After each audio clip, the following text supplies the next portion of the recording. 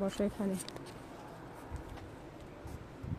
এই যে সবাই বলে সৌদি আরব নাকি বোরখার ডিজাইন কম, বোরখা নাকি সুন্দর কম। এই যে একটা বোরখার কালার, তারপরে হচ্ছে আমি যেগুলো আমার পছন্দের আমি কিছু কিছু কালার আপনাদেরকে দেখাই দিচ্ছি।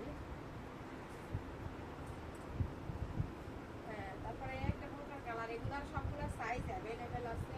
দেখি ওইটা, এটা নিয়ে আসো তো, এটা তো বোরকা সুন্দর আছে। এটার কাপড়টা তো আর তুমি যেটা পাচ্ছ না।